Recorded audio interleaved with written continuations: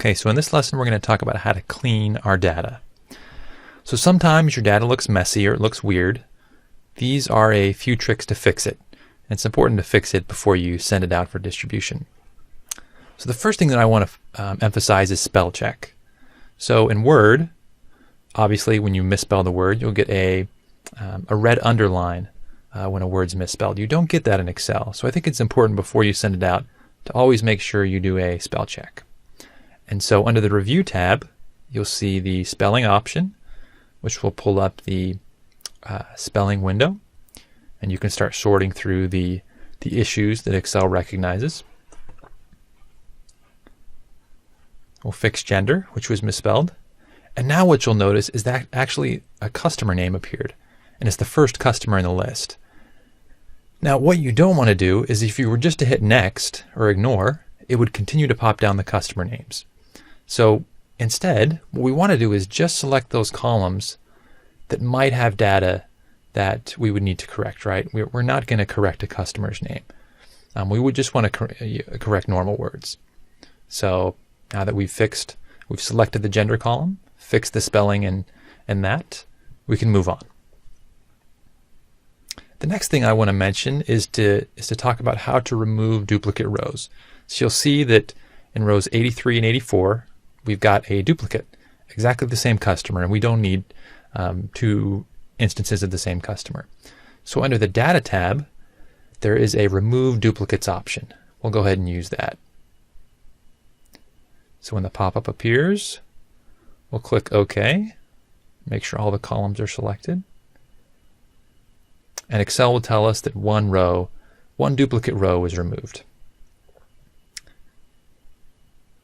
And you can see now in row 83, we just have one instance of that customer. Another thing that you may want to do is you may want to change some cells that all look the same. So for example, maybe you want to change New York Metro, wherever that's listed, to just New York. And you don't want to hand type it out in each individual cell. You can use the replace function to do that. So if you hit Control F, you'll have a window that pops up, and then you can click on the Replace tab. And what we want to find is anything that says New York Metro. And we want to replace that with just New York. And then we'll click the Replace All button. And we'll see that Excel found 5 things that it replaced and fixed. Very easy solution to save you a lot of time and to clean up your data. Okay, the next thing that we may want to do is trim some of our cells. And I don't know if you notice here, but if you look at the full name column, you'll see some blank spaces in front of each name.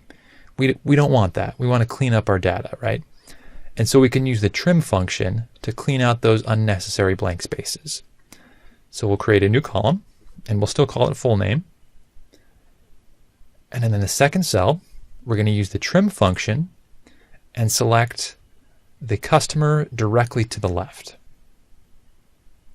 So again, this removes all spaces except for a single space between words. So it's going to remove those blank spaces before and after. Okay, there we go. So you can see that blank space has now been removed.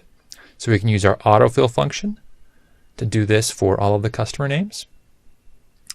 And there we go. Now what we don't want to do at this point is to go ahead and delete column B. And I'll show you exactly what happens if we do that. We're going to get a cell reference error.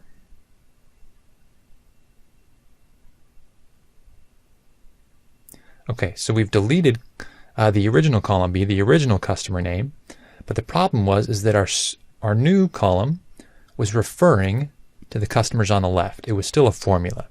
So what we want to do is select the data and paste it in, copy it, and then paste it in as values, which then removes the formula.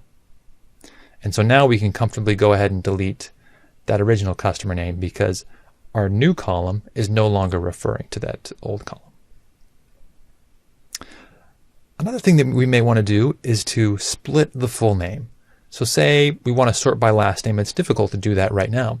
What we can do is we can use the text to columns function to split that name. So that's under the Data tab. It's the text to columns button. So this will help us to split the full name. So a window appears and it asks us if our data is delimited. It is. Our data is basically delimited by a space. That's what separates, or is going to separate, our two columns. So we'll select the space option as our delimiter. And now you can see that Excel recognizes how to split our column. So we'll click Next and then Finish. And so now it's telling us that it's tried to split the column, but there's data directly to the right of it. So we need to insert a new blank column with nothing in it, so that Excel has space to insert that new field. So again, we'll go through the pop-up screen. Again, our data is delimited, and it's delimited by a space, which separates the names. And then we'll click the Next button again, and then Finish. And there we go. So Excel is now left all of our first names in the first column, column B, and then all of the last names in the next column. Very easy way to clean your data up. So with the combination of all these things, it really helps to improve the quality of the output that you provide. Really goes a long way, I think.